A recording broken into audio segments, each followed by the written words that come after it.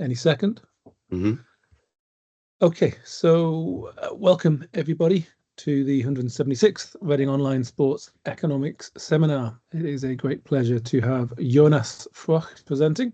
Before he starts, a couple of administrative things to mention. Well, first of all, as always, we are kindly sponsored by the Sports Economics Review, a new journal in the field of sports economics with a very quick turnaround. So if you're keen on a quick turnaround, please do consider the Sports Economics Review for your paper. Somewhat related, we're obviously heading into the academic year now, but there are already plans for conferences in the spring next year starting to take shape. There's a there'll be the 19th Gihon conference in May. There'll also be a conference in Duisburg, which a number of you, including Jonas, was at in May, just gone, at the same, just before the Gihon conference. I want to flag up the thing behind me is what's called the Joe Royal Stand Oldham Athletic Football Club.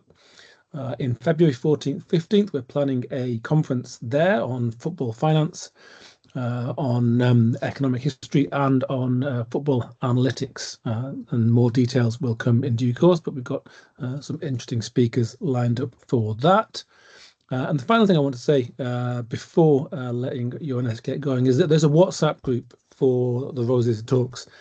Sometimes the chat doesn't work, so I'll put details of these conferences as they stand in the chat here on Teams, but not everyone can see it. And so there's a WhatsApp group which operates anyway. It's kind of a sports economics WhatsApp group, I guess. And so if you'd like to be part of that, let me know and I will happily add you to the group. Otherwise, Jonas is going to present. He's from the University of Cologne. He's going to present on the relocation effect of a major league franchise on residential property values. He's happy to take questions as he goes along. So if you have questions, do feel free to raise your hand or interrupt Jonas. We've got until 4 p.m, so we've got 90 minutes in total. So Jonas, you've got at least the next hour or so, and I'll adjust for any questions you get as you go along. So please do take away your talk. Amazing. Thank you very much for the kind invitation. I think it's really a great way to finish off the work week with a series on sports economics, and I'm also very glad to see so many familiar names in the audience. I wanted to start a little bit differently than I would if I were presenting this at conferences, simply given that eventually now I have the time to do so. So I wanted to start by providing you with a quick motivational anecdote for what exactly inspired me to conduct this research project. And I would say it's very much rooted within my own personal interest for sports teams and sports events. So whenever I go to a new city, something I like to do is to check out the local sports team and the local, which typically in my case would be the football stadium. And if I'm lucky enough, I can maybe even get a ticket and see the match. Now, why do I like to do so? Because I think one of the main reasons why I like it so much is that the relationship between a city's residents and a sports team already tells you a lot about the city in itself. And I think in many cases, a sports team, and that is particularly true in Cologne, where I'm currently based, is not just a sports team. You know, it forms a bond with its residents. People identify with the club. And just yesterday, for instance, there was this retirement match of Lukas Podolski that I hope most of you still know from his playing career, specifically for the national team. And it just showed again how much value a specific sports team can generate in a city, and how it can bring people together and foster social cohesion. And against this background, I was just quite curious to find out what the literature says about what's the implicit amenity value, which is essentially attached with having a sports team in a city. And this is a little bit what brought me to thinking, and which eventually inspired me to write this paper. Now, again, the work is titled The Relocation Effect of a Major League Franchise on Residential Property Values. And concretely, I examined the departure of the Rams from St. Louis in 2016. So the Rams left for Los Angeles, and I claim that I can use that departure as a natural experiment, and eventually this allows me to then employ quasi-experimental difference in difference strategy, which I embed within so-called hedonic regression models. I will explain in just a second what exactly is meant by that in case you haven't encountered the term yet. And so eventually I'm interested in what exactly is the implicit amenity value, which technically could also be negative a priori, so we do not really know, that the Rams generated in the residential housing market in St. Louis. I will also explain in much more detail why exactly I look through the lens of the housing market at this. Now, next, I would like to convince you that it's a subject matter worthwhile to study. Also, if you're not necessarily a sports enthusiast, it's a subject matter which has a high political dimension, a very high public policy dimension, as it turns out. And so it's very much relevant for policymakers and particularly taxpayers eventually, because ever since the 1970s and 80s, in predominantly American context, but also in some European context, we are observing that public entities spend massive public subsidies, often amounting up to several hundred millions of euros or dollars, for the construction, maintenance, renovation of professional sports facilities, typically aiming to lure in or keep major league franchises in town. And eventually this resulted in a stadium boom during the span of 20 years, so from about 1990 to 2010, more than 90 stadiums and arenas were constructed across the 4 major leagues in the US. And if you were just Googling stadium financing the US, and there's this very neat and web page that I can highly recommend here called Fields of Scheme, you will see that it's still a very contemporary issue and topic. And currently many teams across all major leagues demand new subsidies. So it's a topic which is somewhat pressing. Now you could say that, well, isn't it a great thing that we are subsidizing sports? And possibly you may also think about the typical reports from the media, particularly emphasizing on the promise of economic windfalls, windmills, sorry, that are typically promoted by consulting agencies. But then I would unfortunately need to disappoint you a little bit, because unfortunately the data tells somewhat of a different story, and there's a rich plethora of ex post evaluation studies. Some of the authors also in the audience here now, and all these studies come to the unanimous conclusion that the direct economic impact, so what we typically refer to as tangible, that could, for instance, be the impact in terms of revenues, the impact in terms of employment or salaries also, is at best non-significant, and in many cases potentially even negative. And that is because of so-called substitution and crowding out effects.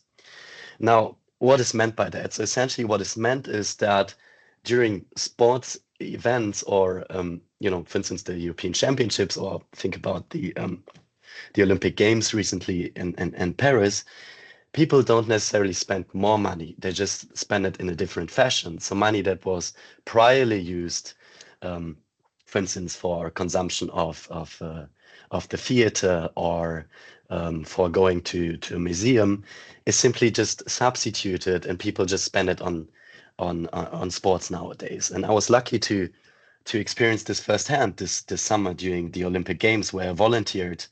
And it was, for someone who's lived in Paris for 2 years, it was quite intriguing to see how places which are typically incredibly frequented, such as these typical museum places where there's always hordes of tourists, at least when it's not the Olympic Games, or also very popular restaurants, these places were abandoned, these places were empty during the Olympic Games, but in return, there was a much, much higher influx of people, as you can imagine, surrounding the sporting venues, which obviously is not a big surprise, but it's a very good demonstration or just anecdotal evidence of how exactly these displacement effects can take place, both spatially, but also temporarily. Now, on top of that, apart from the allocational dimension of it, there may also be some distributional concerns, because it seems to be that above all, team owners are the ones who are mainly benefiting from the new stadiums. For instance, when the Rams moved to the larger Los Angeles market, their team value doubled, more or less, and now they became from a very fairly poor team in the NFL, one of the most valued teams in the NFL. Okay, and the last point I already implicitly alluded to. So now the question is then a little bit, what exactly then justifies the generous public subsidization? And this is a little bit where my research eventually comes into play, not just my research, but also generally this hedonic literature on team effects and facility effects. And so the question is, what I kind of try to motivate a little bit through this anecdote in the beginning: what is the implicit amenity value that is associated with having a sports team? So everything that I alluded to as, for instance, social increases in social cohesion, increases in civic pride, but more broadly spoken, you can clearly argue that having a sports team somewhat increases the living quality in the city and makes the city a more livable place in some sense. So all of this has potentially a highly positive value, and the question is just, is this value large enough to make a claim at least in favor of partial subsidies? Full subsidies is a different story, but at least to somewhat support public subsidies for stadiums. Nevertheless, it should also be said that the total effect is a priori ambiguous, simply because there's also a rich literature showing that sports teams and sports events are also associated with congestion effects such as noise, litter, crime, traffic, you name it, essentially. So it could also be that on the aggregate, the effect that we are observing is in fact negative. Okay. Now, I would like to just very quickly tell you what exactly the contribution of my work is, and essentially it boils down to two major points. Now, firstly, when I first read the literature, I was quite surprised to see that the literature almost exclusively leverages stadium arrivals / the construction of a new stadium, which typically coincides. And I find this quite interesting because departures in themselves are, from my point of view, super interesting. And I wanted to also elaborate a little bit more on that in just a second, why I believe that departures may potentially even better proxy the pure value attached to having a specific team in town. But first of all, let me very briefly review the findings of the prior hedonic literature on team arrivals. So while there's also some evidence on null findings and some evidence on negative findings, I would say that the broad consensus is that sports teams and facilities emanate significant intangible benefits or have a positive sign on the aggregate. And typically we find that the effect is most pronounced in direct vicinity of the stadium, and then decreases non-linearly with distance in space. So what this just means, it fades out basically. Typically we speak of effects ranging a couple of miles from the stadium. Now, these papers typically report a cumulative treatment effect of about 2 to 15%. It obviously depends on the local idiosyncrasies, but this is more broadly the range that I would say is portrayed in the reference literature. What is not entirely clear yet is what I already mentioned earlier. If while again we find substantial and significant effects, it's not entirely clear if they are large enough to justify stadium subsidies. I would say that most of these papers give rise at least to some form of subsidies in the lower $100 million, but more than that is hardly ever really really supported by the prior literature. Okay, now this leads me to explain a little bit why it is super interesting in itself to look at team departures. And again, as I said, there's so far very little known on the effect of team departures, and team departures still constitute somewhat of a black box. And from a mere theory point of view, I think that two hypotheses make somewhat sense what could be surrounding departures. One could simply say that, okay, it should just be symmetrical, in which it should more or less be a zero-sum game. So the effect of departures could simply be mirrored, and it could just be in magnitude what we observe in terms of the effect of arrivals of teams.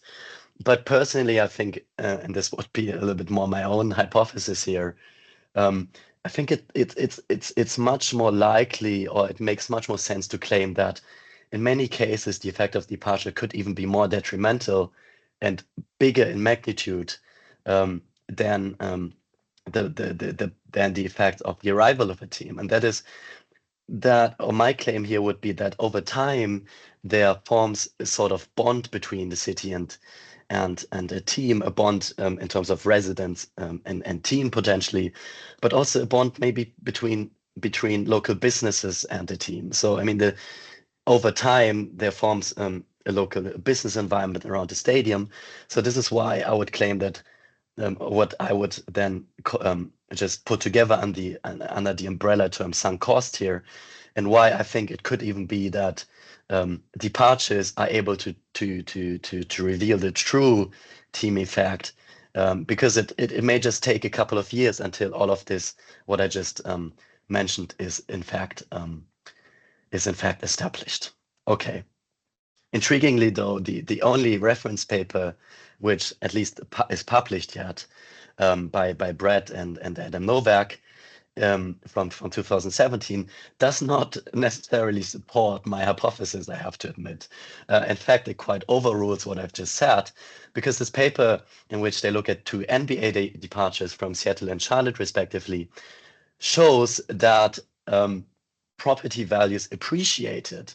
So exactly the opposite happened of what I just hypothesized. And the authors in this paper then claim that this is very much likely to be because of congestion effects, because it's very likely that the teams that played in these arenas, and the arenas also being used for many other non-sports related events, constituted an urban disamenities, because on top of all the other events, they were just exacerbating the issue of congestion in the market. And this is why it was somewhat of a blessing for the cities that the teams eventually left, or at least a blessing for the local residents. Okay, maybe not for the entire city, but for the local residents residing close to the arenas. Okay, just realize I have to take a sip to for my voice. All right.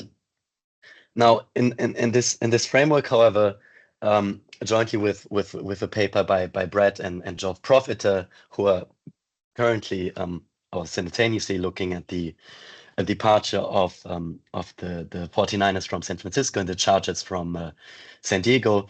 This is the first empirical case study examining the effect of the departure of an NFL franchise. And it is quite intriguing in itself to look at the NFL for a couple of reasons. So first of all, as I mentioned earlier, arenas are typically highly used for other non-sports related events, and stadiums are also used for concerts and conventions, but in a much more infrequent fashion. So you could claim that looking at stadiums allows us to much better carve out the pure team effect underlying the fact that we are measuring with our DID approaches, and to disentangle the team from the facility effect much better. Other than that, corresponding to the argument of congestion effects in the case of Seattle and Charlotte, this should also be somewhat alleviated and mitigated, because there's typically only about 6 to 8 home matches when it comes to the NFL, as opposed to over 50 home matches in NBA and MLB seasons. And lastly, what should also not be forgotten is the NFL is by far the most important league, both in terms of revenue and popularity. And so it could be that there's some more status value attached, which I think makes it quite interesting to see if we potentially find interesting opposite effects when studying the departures of NFL teams. And then my second contribution, I already implicitly mentioned this, is that because the stadium was not demolished, as it is the case in many other contexts, and the stadium was used continuously for non-sports related events. And I also made sure that it was so in the same manner as it used to be before the departure. I claim that I'm able to disentangle the team from the facility effect. And so this is also a contribution on a scarce literature on pure team effects, which so far only exists of 2 papers, at least to my knowledge. Okay, but please correct me if I forgot about any paper. Now, I claim that I can exploit the exogenous variation related to the departure as a natural experiment. I could keep this very brief, but given that I have this generous amount of speaking time, I thought that I wanted to provide you with a rather holistic overview of what exactly happened in the years prior to the relocation. And I wanted to do so not only because it's relevant to explain why it's a natural experiment, actually not so much, but because it's super interesting and because it's very much exemplary and representative of what happens in many other contexts, what happened in many other contexts, and what is happening in many other cities at this moment in a similar or at least related fashion. Okay, but starting small, let's look at the beginning. So the team arrived in 1995, almost after the city of St. Louis was without a football team for like a decade, because in 1987 the city of St. Louis lost the Cardinals to Arizona, and aiming to fill this void, the city of St. Louis, the county, and the state of Missouri joined forces and provided a full public subsidy in height of $258 million in $1,995, I should say, to entice the Rams away from the more lucrative Los Angeles market. And on top of that, they offered them a very favorable contract, and this contract included a unilateral escape hatch, which would allow the Rams to leave St. Louis without a fee by 2 specified benchmark dates: the 1st of March, 2005, or the 1st of March 2015. Should the Edward Jones Dome, the stadium built by the public or by public funds, not be ranked anymore among the top 25% of NFL stadiums.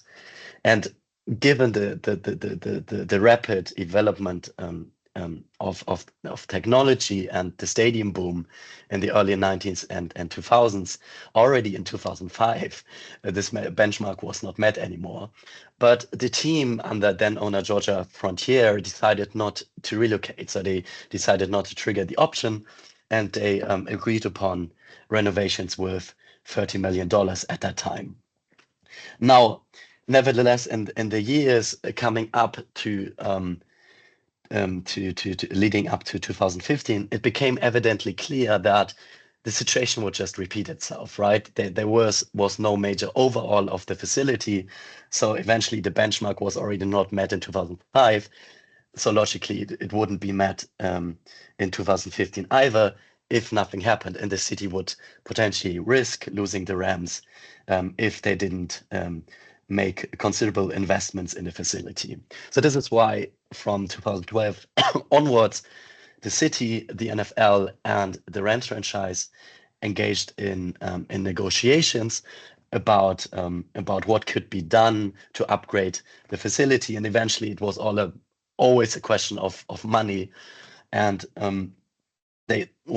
initially one could not really find an agreement, which is why an arbitration court eventually decided that should the contract be abided, the city would need to pay not subsidies, but well, at least kind of invest in some form, which could be subsidies, obviously, a sum in height of around $700 million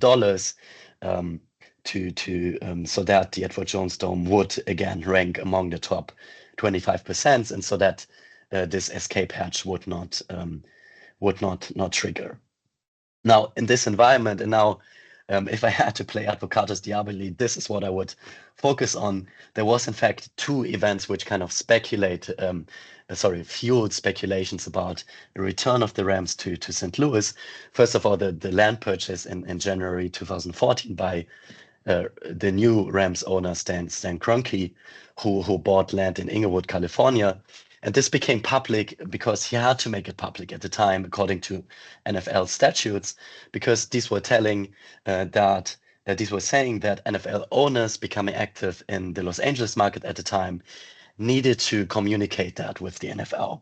And this is what then, as you can imagine, fueled a first round of speculation.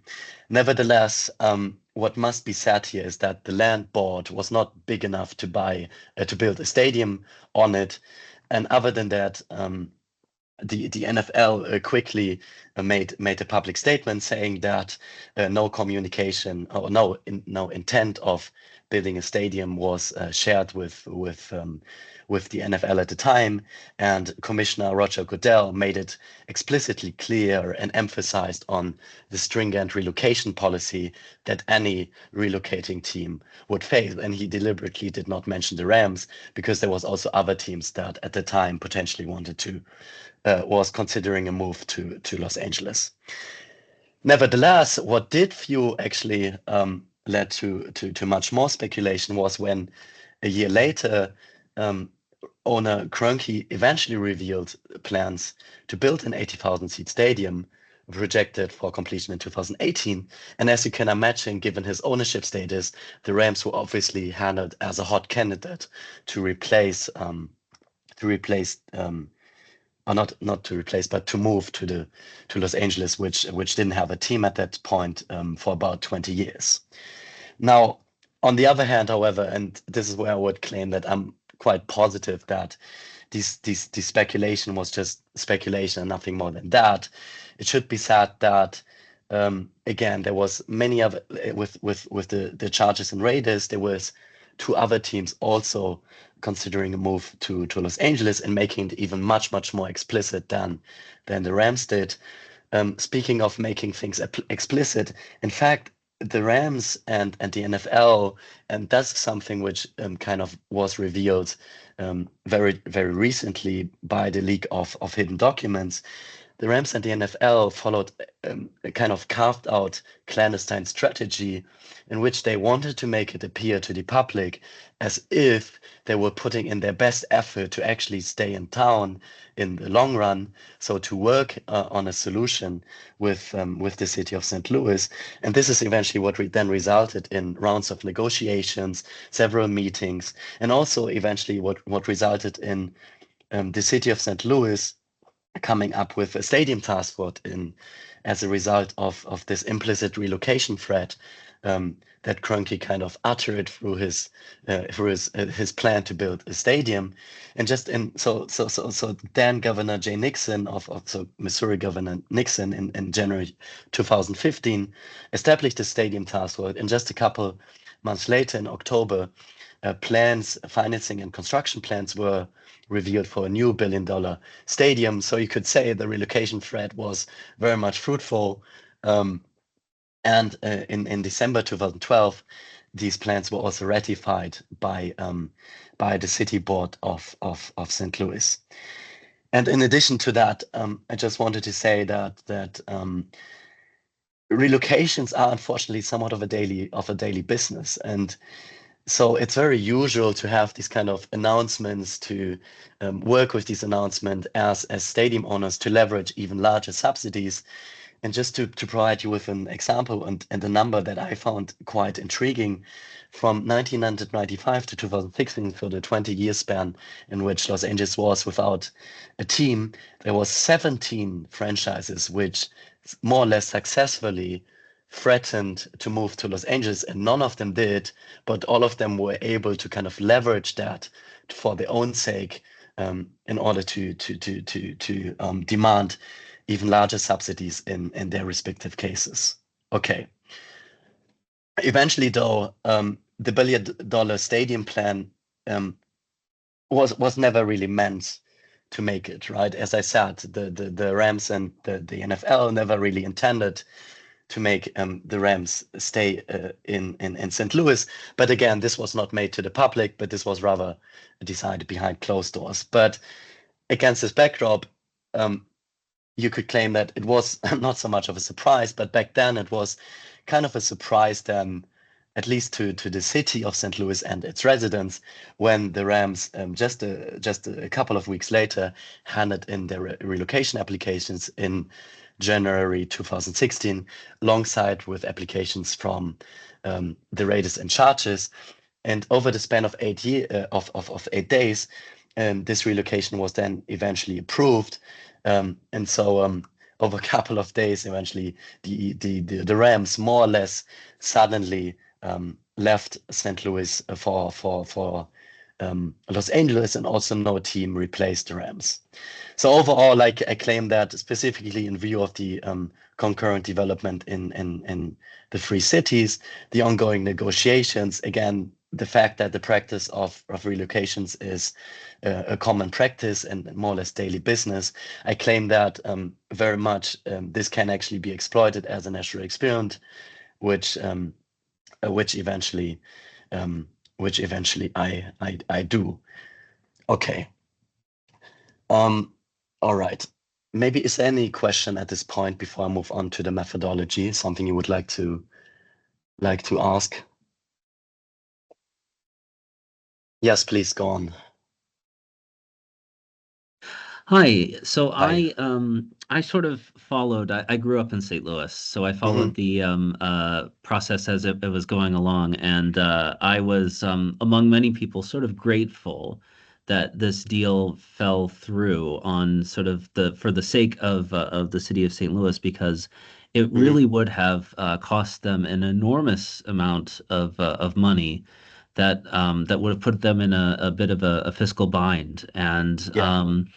And so if you're arguing that this is a natural experiment, that is the falling through of the deal relative to the baseline of the deal proceeding, then I think there's multiple effects, right? So one effect is on the area around the stadium, is that obviously relative to the baseline of the deal going through, the area around the stadium has less amenity than it did before. But for the rest of the city, right? If you consider the baseline of the deal going through, then that would have, I think, and a lot of people credibly thought that public services within the city would have suffered a lot because of the city's need to finance this stadium. And so relative to that baseline, the amenity value of all the properties which are not close to the stadium would have, I think, increased relative to that baseline, because the city can now afford to actually provide useful public services, whereas it would have been less so able to if the deal had went through. Can you comment a little bit on the counterfactuals that you're assuming? Absolutely. I think you have definitely a point in that. I agree in terms of opportunity cost. I think this may have potentially been somewhat of a blessing, and I also encountered a couple of articles from the New York Times. They specifically mention what you have done, and again, the Rams would have needed to pay a hefty sum. The city of St. Louis would have needed to pay a hefty sum in order to keep the Rams in town. And I agree that money is most likely better spent elsewhere. And this is something I wanted to also allude later in my conclusion. Now, in respect to what is the baseline. So in fact, it is rather the first version of what you say. It is indeed the area underneath the stadium that I'm looking at, or to be precise, I'm looking at the housing market exclusively. So in this regard, I'm not so much worried about what you said, and I still kind of think that we shouldn't see any anticipatory market reaction. And this is why I think that it seems reasonable to me to exploit the exogenous variation in housing prices. But I totally agree with you that what my work at this point, because it's only looking through the lens of the residential housing market in the city, and specifically in vicinity to the stadium, is not able to, is indeed putting a number to potentially the amenity value that is somewhat kind of saved through the team leaving town. That is indeed something which my research cannot really respond to, or at least the approach that I'm using cannot really do. But I totally agree with you that it's that's indeed a factor that you should consider in the main conclusion. And I very much appreciate bringing this up. Does that somewhat respond to your question for the moment? Yes, thank you. Okay, amazing. Other than that, maybe wait for the conclusion, and then I'm happy to discuss a little bit more about that. But I'm hoping that saying that I explicitly focus on the residential property market here kind of makes it a little bit more clearer how I mean natural experiment here, and how I'm claiming that I can use it. Okay, amazing. Then let me move on to the methodology and make it a little bit more clear why exactly I'm looking at housing values. So as you're most certainly aware, and I assume most of you are also economists like me, then you are possibly aware of the fact that the quantification or the revelation of externalities is in practice a quite tricky endeavor. So we need to find a vehicle to lay them open. And this is where the housing market comes in handy, because housing prices provide insofar fruitful ground for empirical analysis because of two specific reasons. A, houses constitute fixed assets, which makes them easy to analyze, and the data is very rich, and so you can easily work with it. So basically, if you want to do something, then maybe consider using housing values for it. And secondly, and this is the more important reason here, we know as economists that externalities are capitalized into housing values. So my favorite example that I'm giving here is when you're living close to the beach, you're typically paying more than if you were living in the same apartment or house, but located further away from the beach. So essentially, if we were just looking at the difference in price, hypothesizing that it actually is exactly the same house, then the difference in price can more or less be regarded as the externality or the amenity value of living close to the beach. And this logic we can also mirror to residing close to sports facilities, assuming that sports facilities emanate a positive or negative externalities that are somewhat dispersed spatially. And so eventually what you can then do is you can compare housing values in vicinity to a stadium, which here I first specify in an ad hoc fashion based on prior literature as a 3-mile impact area, but I will also elaborate a little bit more on that later, why I think that's a good treatment area choice. And I compare the housing values in a 3-mile treatment area to housing values in St. Louis, but located further away. And then the claim is that if you just collect sufficient data, the aggregate or the mean difference in price on the aggregate should then roughly tell you what is the implicit amenity value or the externality generated by the team. Or was generated by the team again, because it is a departure that I'm looking like.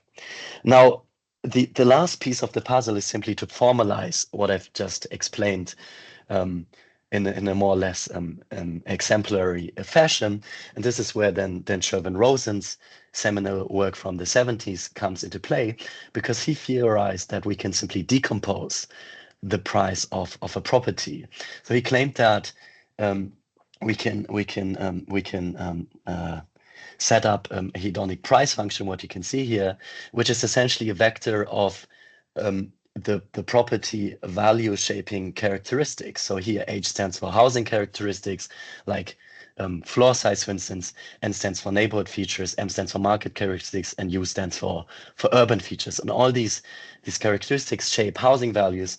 And his idea is then simply to say that if we are controlling for them and assuming that we do not have an omitted variable bias, then we can embed this hedonic price function in a simple linear regression model, and we can then interpret the coefficients as implicit marginal prices for the respective housing characteristics or neighborhood feature. And the same goes then for the externality.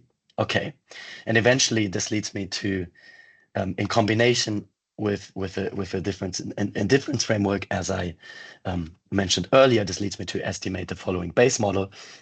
Here I'm estimating the, I'm regressing the log price of property I, I is sold at time t on the difference specification here in the first line, which is just the canonical version. So I have a dummy for the post period, a dummy for the treatment area, and the interaction term. So delta 3 is the difference estimate, so the coefficient of interest, and then I'm controlling for the hedonic price function, essentially, that I've introduced above here. But I'm also controlling for year fixed effects, month fixed effects, to account for seasonality and housing price data. And I'm controlling for local fixed effects here on the census tract level. But I just wanted to briefly mention that I find exactly the same results when I look at, when I employ neighborhood fixed effects instead. I just wanted to very quickly show you how this would look like spatially, to illustrate this a little bit more, to bring some more life into this. So essentially here you can see the outskirt of the city of St. Louis here, and by the star is denoted the location of the Edward Jones Dome, the stadium. And then this is how this would look like in color. So here in this outermost, the outermost ring corresponds to the 3 mile area. Please forget about the colors for a moment. And then the second ring would correspond to a 2 mile treatment area, and respectively everything else would be the control area. All right.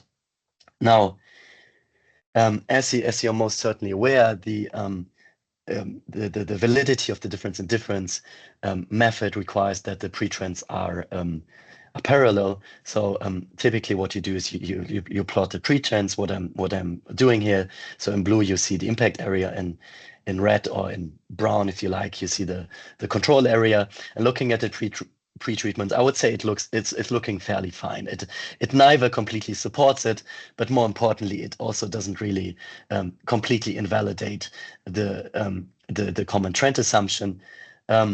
What you can also see here additionally is the big exogenous shock initial shock that the departure induced in the treatment area. Interestingly, prices seem to have recovered fairly quickly, but then, and this is potentially even more important for the long run, it seems that the growth trajectory seems to have been thwarted somewhat. So it seems that the housing price in the impact area in the subsequent years seem to have flattened out over time, whereas in the control area, as you can see, you have this fairly steady incline or increase over time. So essentially, this is what I would like to mention here, and I'm fairly confident in the common trend assumption. Nevertheless, you could say, okay, there may be a little kink here. So just to be sure, I also run additional leads and lags regression. So essentially, it's the same model as I introduced before, just that you have a dummy per year in 2015. So the year prior to the relocation would be the base year here. And then when I run this model, you can see that all the leads, so the pretrends, are insignificant, but most of the lags are significant, some of them even on the highest level. And if I would visualize that, we can again see the insignificant pretrends. Admittedly, it's a bit close, but still insignificant. And then we can see that the effect, in fact, seems to have become more pronounced over time, which again, my interpretation would be this thwarting of the growth trajectory of housing values within the vicinity of the stadium. Okay. I also just wanted to briefly mention here, as you can see, but I'm not going into detail here, that I've considered additional robustness tests and sensitivity analysis based on the most recent DID literature. Again, it would take a little bit too much time to explain all of this because it's not so straightforward. But I just wanted to say that if anything, and if there's a linear pre-trend, then it would go in the wrong direction, what you can see here. And the other sensitivity analysis I conducted would suggest that even if there was a small significant pre-trend, which again, I claim there isn't, but even if there was some, my results would still be valid to a specific amount. But again, I don't want to go into detail here. Happy to do so later in the questions round, should you have an interest, or just ask me afterwards. But I wanted to focus on other things first. Okay, this being said, my second model specification is simply that I'm replacing the impact area by mutually exclusive distance rings because I'm interested in seeing whether the treatment effect is potentially dispersed heterogeneously across space, and if so, which pattern it exhibits. But other than that, this is exactly the same model as I've estimated before. And then my third specification, it's somewhat of a robustness check, but I thought it's somewhat interesting to present here because it's a bit newish and I think it could become relevant for the DID literature soon, is that I'm also considering general equilibrium effects, which is something that some of the literature led by Spencer Banzef suggests is an important thing to do, or could be an important thing to do. And again, just wanted to intuitively explain you what exactly is meant by that. So the idea is that an exogenous amenity shock, such as the departure of a team in our case, could trigger general equilibrium effects, which would be expressed in the alteration of shadow prices. So essentially what is meant is that, in simple words, not only could it have an impact on the willingness to pay for residing close to the stadium, but it could also have an impact on what we actually want to hold constant, the willingness to pay for other housing characteristics, for other neighborhood characteristics. And this is essentially what is meant by these general equilibrium effects. But in easy terms, it's exactly just what I've described.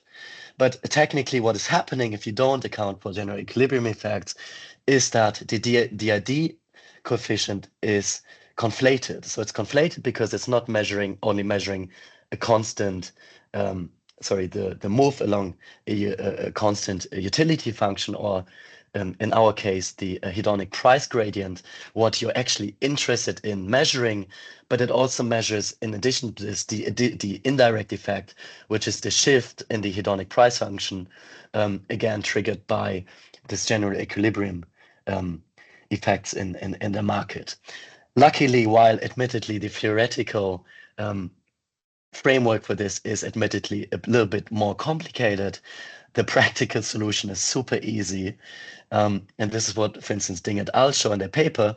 So you can simply account for all of what I've just said by additionally interacting your covariates. Here again, it's this vector xj by the post dummy. And this should then more or less solve the issue, as both Banzef and Ding et al.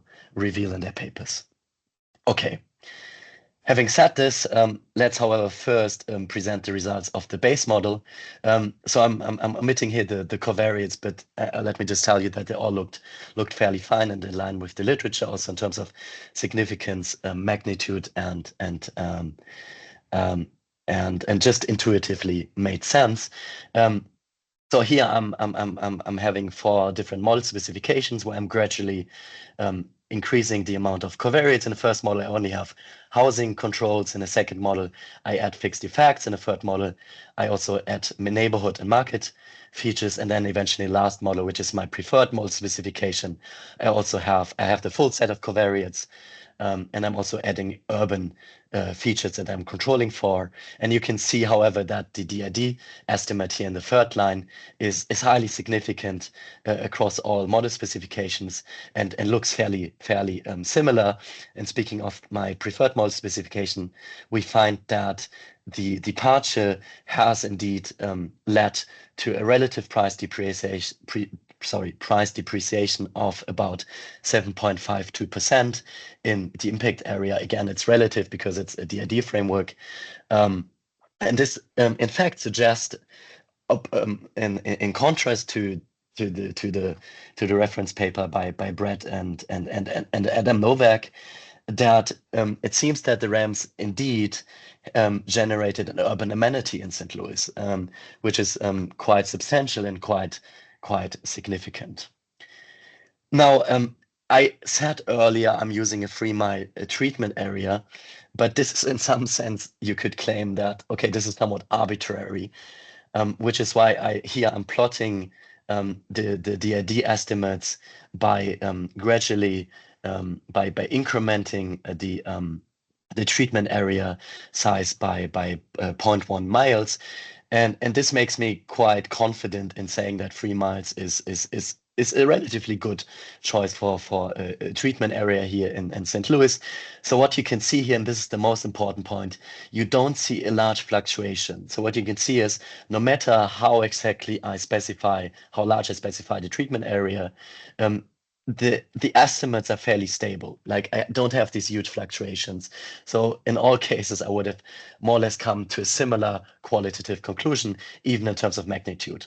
Second, what you also see is you see this quite nice, or you see early evidence for this distance decaying pattern in space, with the effects being most pronounced if you have a very small treatment area, even though I wanted to say that we should be a little bit careful about these guys here.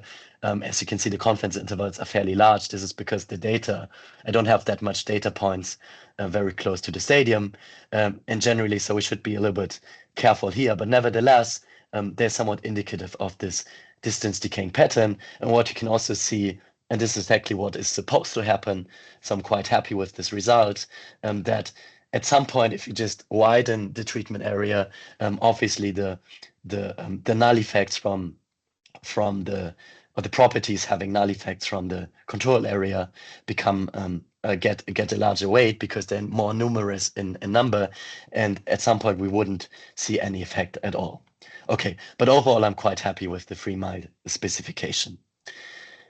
All right, this brings me to the results of the distance ring models. Here I'm just showing you the results for the 1 mile specification for the DID terms already, and I wanted to bring your attention to the coefficients in the first column here. So if you're looking at the magnitude, you can see this quite nicely, this distance decaying pattern in space. So essentially, and then looking at the significance across the columns, we can see significant effects reaching up to about 3 miles. In the most optimistic case, you could even claim 4 miles, but I think 3 miles is much more supported here. Basically, here in the other columns, I'm just using a different specifications for the error terms, by the way. And again, what you can see is significant findings of up to 3 miles, with the effect being most pronounced in direct vicinity to the stadium, and then with distance. The half-mile distance ring models bring me to a fairly same conclusions. Here, the reference is not the outermost ring, but all properties located further than 5 miles away. And again, here you can see this distance decaying pattern if you're looking at the magnitude effects, but you also see that the treatment effect seems to reach 2 to 3 miles. I had a smaller discussion with Brad about this. So Brad, please let me know later if you still think like this. But again, it could be that 2 miles is a little bit more supported here because it's highly significant across all models, and the 2.5 mile is not very much significant. But then again, you also find some significance depending on the specifications for the 3 mile ring and even for the 3.5 mile ring. So I would say anything somewhere saying that the effects reach up to 2 miles or up to 3 miles is definitely somewhat supported, but at least we can confidently say that the effects reach at least up to, or seem to reach at least up to 2 miles from the Edward Jones dome. Okay. Eventually, jumping then to the general equilibrium effects. And this is the only robustness check that, if you like, somewhat failed in some sense. what I'm finding is that while in the first three model specifications, we still observe significant coefficients, in model 1 and 2, the estimate is even a little bit larger. We entirely lose significance in the fourth model, considering general equilibrium effects. So there's two takeaways from this. First, if we truly believe in model 4 being the correct model specification and believing in the importance of considering general equilibrium effects in the way that I did, then we would unfortunately conclude null findings here. So this is very much a little bit of a disclaimer to draw too strong conclusions from the paper, so to say. But secondly, and this is a little bit mitigating a little bit that disclaimer in the same vein, I have to say that this model is very likely to be fitted because again, you're also adding the post interaction terms with the covariates, and then in fact, if I'm just more or less arbitrarily removing combinations of two or more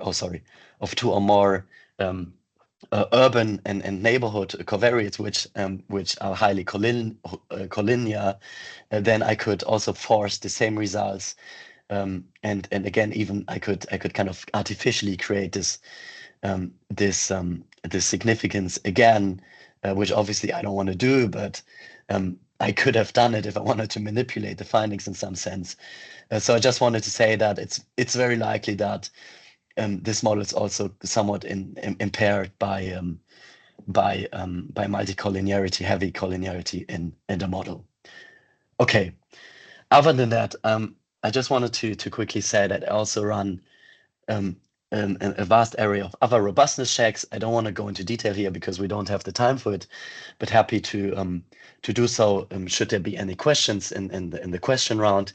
But I just wanted to very briefly say what I did before I come to the conclusion. So essentially, I did some qualitative research to see what exactly happened else in St. Louis in terms of urban development projects. And based on that, I was working with different sample periods to exclude potentially spurious transactions from the sample. And also I was thinking a little bit about anticipation effects, working with additional periods in the treatment period. So kind of just adding another period essentially, but all of them look fairly fine and led me to find similar estimates, the same as when I specified the model differently. So I both did it that I deliberately over and under specified the model. So over specifying or over saturating basically means I put in all the data that I could find.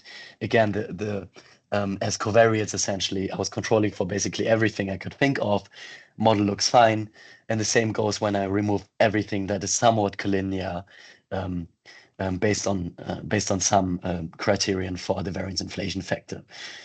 Already mentioned this. And then lastly, just wanted to quickly mention, I also did a placebo analysis on Nashville, trying to exclude that the results are somewhat a broader phenomenon taking place in larger US municipalities at the time. So essentially, I just wanted to exclude the possibility that there's a secular trend occurring across American cities in that period that could potentially confound the findings. But I do find exactly the opposite result in Nashville, which makes me quite confident, including that there doesn't seem to be a secular trend. And I'm also considering the problem of housing segregation and bliss and the housing market. Use alternative data cleansing methods. For instance, I estimate a model when I also include transactions that are somewhat dirty that you typically kick out, but also there the estimates look fine and everything seems to very much support my overall conclusion. And in response to a comment I received, I'm also kicking out the observations from the very first ring because it's a few and the estimates may not be super representative, and I wanted to exclude them also because they are so large. But when I then estimate like a donut model as I framed it, I also find exactly the same estimate. Okay. Now, lastly, and this is the last slide before I wanted to conclude. Again, always come up more or less with the same estimates. Now, eventually, a relative price depreciation of 7.5% is very interesting in itself, but it's not so much informative, and specifically for policymakers.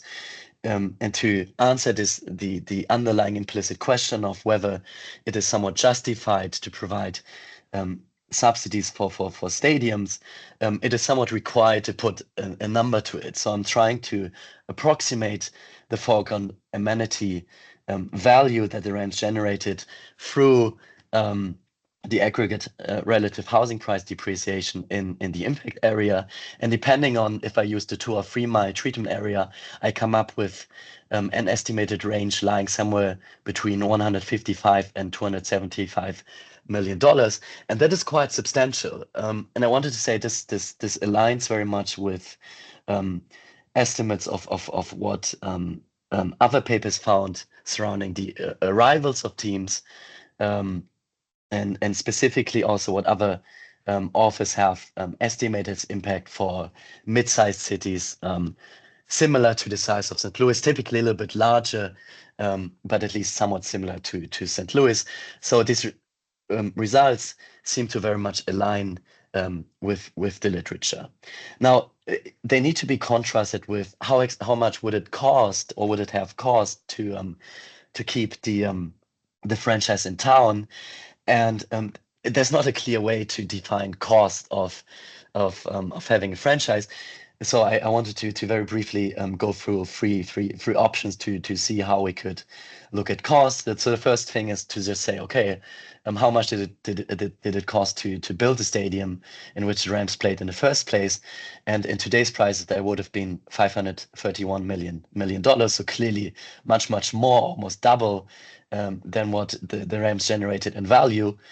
But you could claim that, okay, this would not really be fair, because as long as the Rams played in St. Louis, they also generated tax income. So 6 to 12 million for the city and the county, and similar amounts are estimated for the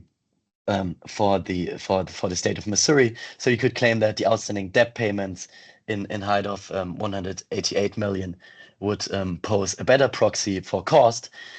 Or lastly, as I mentioned in the section on the relocation history, you could claim that the ratified public contribution to the proposed new $1 billion stadium in height of $405 million puts a better price tag to the cost. In all of these cases, you could say that it's a little bit optimistic to say that it's supported to pay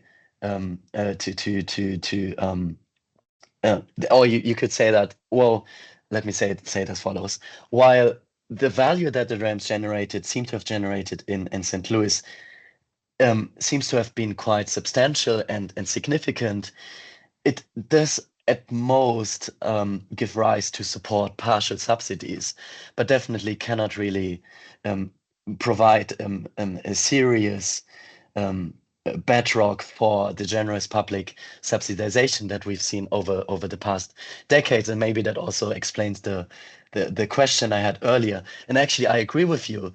I don't think that I think it's maybe even good for the city of St. Louis that the team departed, at least when the alternative would have been to build a new stadium for 400 million. And the data says that this would have likely not resulted in net positive benefits. And again, on top of that, and this is also what Stephen alluded to earlier, there's also opportunity costs associated with it, right? So these are both two dimensions that my research cannot really respond to, but I still wanted to mention it. So again, it's very likely that for the city of St. Louis, investments in education, investments in fighting against crime would have yielded much bigger returns. And also, as I mentioned earlier, there's quite important distributional dimensions of stadium financing. Now, lastly, nevertheless, the findings are somewhat substantial. We have a large range. And so the question is a little bit, what exactly characterizes or explains the positive findings in the case of St. Louis, whereas the only reference paper by Brett and Adam so far has found exactly the same, so a negative sign. So why do we observe a positive sign? And with that, I wanted to conclude this talk. So first of all, but this is what I already said early in the introduction, so I wanted to keep myself short here. There might be important distinctions between the NBA and the NFL. Again, congestion might be much more mitigated surrounding stadiums, surrounding the NFL, because there's less home matches, and the NFL is by far more important, so there could be some additional status value. Second explanation is that sports plays a vital role for the city of St. Louis, both for its residents, and I've read, and maybe Stephen can confirm later, St. Louis seems to be a quite sports fanatic city. So, this brings me back to this anecdote that I brought, that I motivated, that I used as a motivation for this talk, or this paper, to be more precise. So essentially, there seems to be some bond between St. Louis residents and the city, and it must be said that St. Louis is a city which in many ways exhibits facets of a typical Rust Belt city that has, on a general population and economic decline for the past 50 years, and past 70 years, if I'm not mistaken, even. And in order to respond to that decline, or to better to counteract to decline, economic and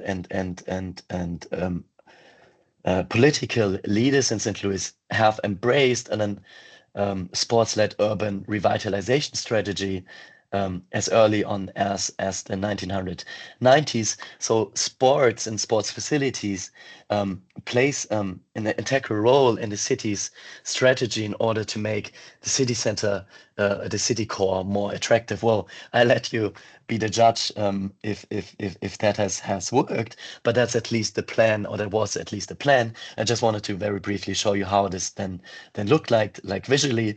So here you have the stadium of in which the Rams played, the baseball stadium, the Busch Stadium, and also the ice hockey stadium, the Enterprise Stadium. So all in all, this created the sports entertainment district, and the sports facilities were supposed to impose urban landmarks, also having some sort of a signaling function for residents and citizens. And here you can even see a new stadium, but that was built after. That was built just a couple of years ago, which is a football or soccer stadium for the Americans among us. Okay, and the last reason, or the last explanation that I'm having, and here I'm extending an argument that Geoffrey Profiter makes in one of his works. It could be that the location in downtown is also helping in preventing the spread of negative congestion externalities. So here, this is the zoning districts, and here in red and in orange, you can see that, well, the stadium is somewhere here.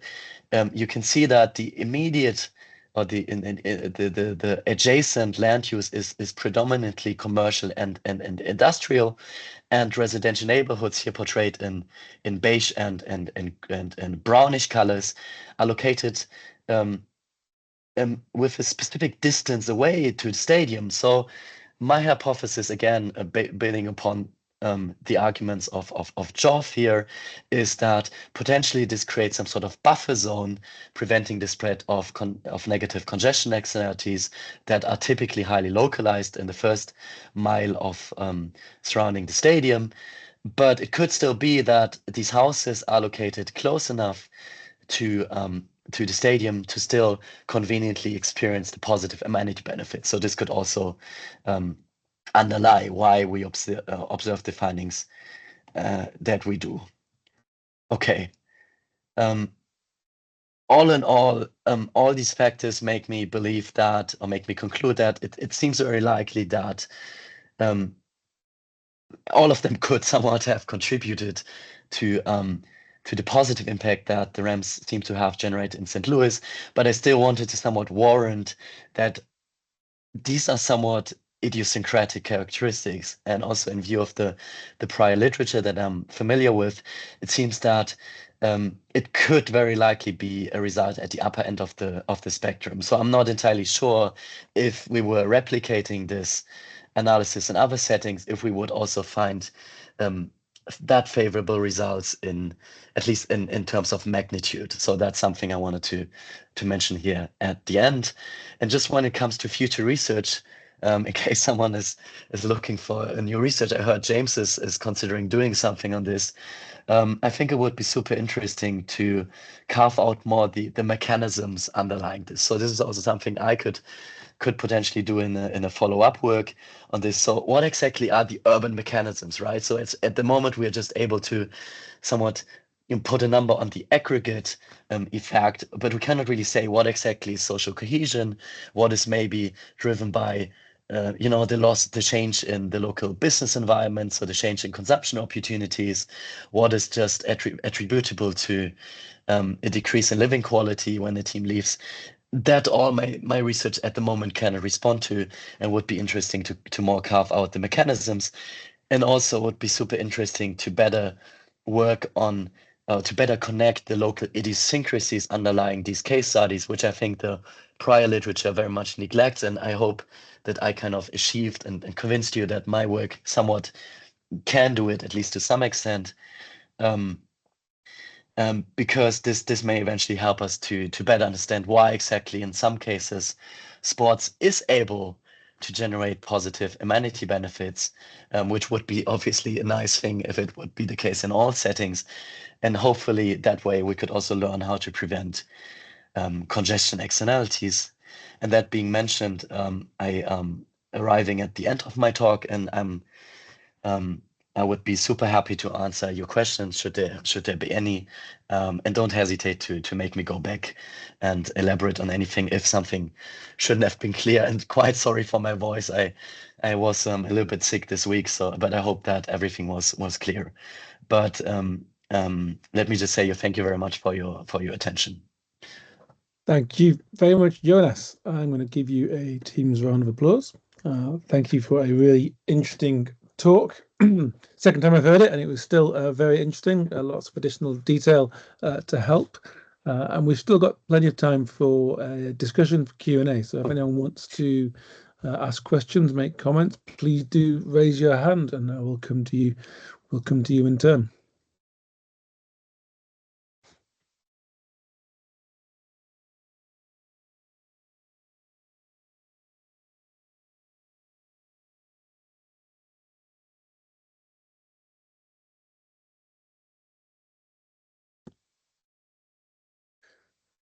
No one's jumping in yet, Jonas. So yes, please. As an ignorant fellow, you're European that's informed about these things, and I'm European that isn't particularly well informed. But the way in which you're talking about the effect of the team, I wondered if you can separate the team effect from the stadium effect, because presumably there's also cases of stadiums moving for the team. The team stays in the city, but the stadium moves. Whereas here you've got the stadium staying, if I understand right, but the team moving. I don't know if it's possible to at all separate those two effects out at all.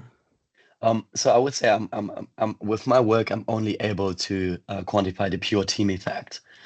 So this is again what I think is one of the contributions of this work, because it contributes to a scarce literature on pure team effects. What I claim, or my claim is the one that I made earlier, is that I'm able to do so again because the stadium was continuously used. It was not demolished.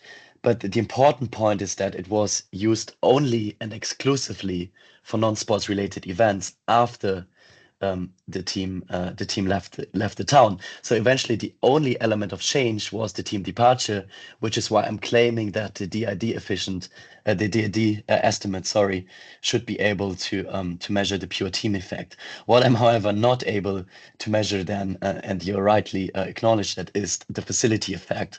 But there's other studies, for instance, by Gabriel Alfred, a study on the effect of the Wembley Stadium and the how was the new Arsenal stadium called again? At the Emirates Stadium, in which at least they make a good case that they are able to quantify the stadium effects, or more or less the kind of the design effects. So if you're interested in that, then I can just advise you to that paper. But my work, unfortunately, cannot and only puts a number to the team effects. Thank you very much. Dennis. Thanks, Jonas. When I was at the European meetings, I saw a presentation not by you that was a hedonic of, I think it was a stadium, but I'm not positive. It might have been an event. And that led me to start thinking about interpretation of the hedonic coefficients. Mhm. Because there was a literature that Rosen and Tim Bartik engaged in, because people were taking hedonic coefficients and interpreting them as reflective of demand or reflective of supply, actually of reflective of demand, and not recognizing that in fact they are an amalgam of both supply and demand effects. Right. And so I don't know how it works in your case yet, but I've put together a little model and I'm working on how to write this up. But basically the idea is that the studies that show you get this positive effect could be the result of a reduction in supply. Basically, you've taken a big chunk of land out of the market. And as a consequence of doing that, it bids up the price of the remaining land. Now, in your case, it's the reverse of that. You haven't taken the land out of the market. So I think maybe there's a stronger case that this is reflective of a benefit that has disappeared, but I'm not 100% convinced on that.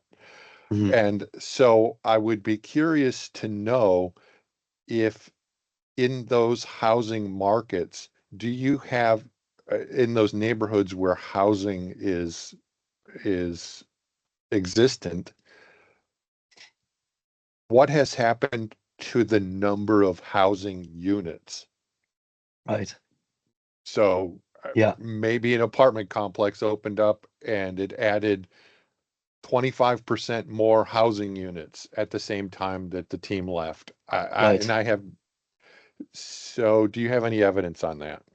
I would say very slightly or very limited, unfortunately, but I definitely appreciate your concern. It's in fact the first time this has been brought to my attention, so it's also quite interesting for me to reflect upon it. I'm not familiar, unfortunately, with the supply arguments surrounding the hedonic literature. I'm more I've much more focused on the general equilibrium trend in the literature. But responding to your point of the number of housing units, I haven't looked into it from like a qualitative point of view. But what I've done is, at least in the overfitted model, I'm also controlling for the number of housing units on the zip code level. Unfortunately, it's from the ACS, so unfortunately I couldn't find more granular data. But at least there, I'm trying to account a little bit for what you've just said, and it doesn't really seem to heavily affect the findings. Again, the estimate of the for the DID coefficient is not so much affected. But if you are specifically asking about the coefficient of the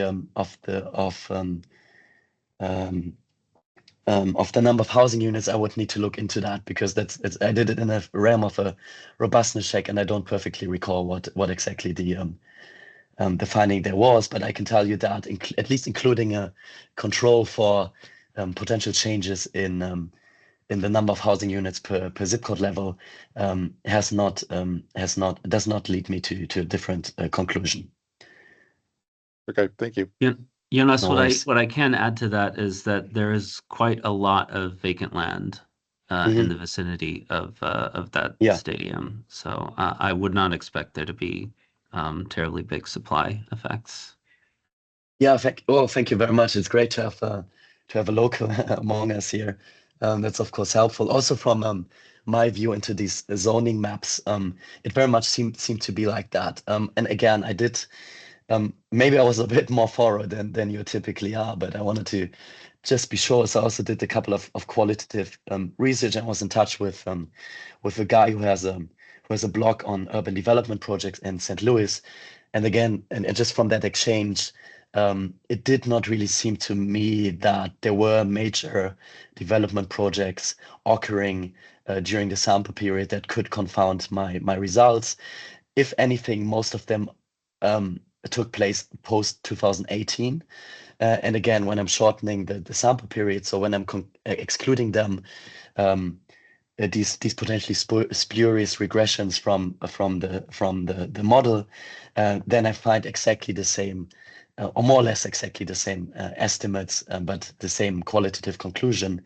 So I'm fairly confident that there's not any confounding urban development project, unless I've missed anything big. But again, I would claim that I did a relatively thorough search on that.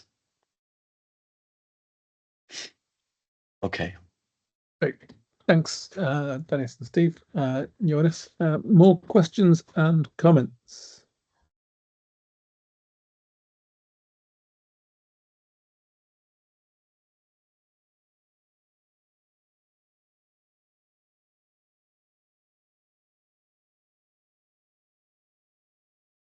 Or we can probably interpret the silence as suggesting that you covered all bases with a very thorough presentation, Jonas. I'm perfectly happy with that, and super happy that the weekend is then approaching for all of us. We usually every week we criticize and we give some comments and I say, oh, you should have done this, that. Yeah, Alex, I was expecting a comment. Yeah, but I must say it was a very, very, very good presentation. Really, I'm not familiar with this that. With this literature, so maybe someone can say, Alex, you have no clue. But I really enjoyed from how you try to control for whatever, and then you say, look, but still here we still have problems, and so on and so on. So I really enjoyed it, and thank you very much. I appreciate it. Not often I say it. Yeah. No, I noticed that you like to ask questions, so I'm almost a little bit disappointed now. No, but again, super grateful to hear that. Thank you very much. I'm actually planning to submit next week, so it's of course reassuring to hear that there's not any major comment coming up. So I guess that just confirms me in my intuition of just trying to submit it. Again, I'm not an expert in this literature. There are much bigger experts in this meeting. So, but I just no, I already had more intensive talks with Brad about that. So and also with Dennis in Duisburg earlier. So yeah. Great. Well, in that case, as you say, Jonas, we can begin the weekend, at least certainly here in Europe. But those guests in North America have got a few more hours yet to wait. But thank you everyone for being with us this afternoon. We will return next week when we have Ivan Treskov, who's going to present Winning Culture, Winning Future, the effect of early career success on long-run performance.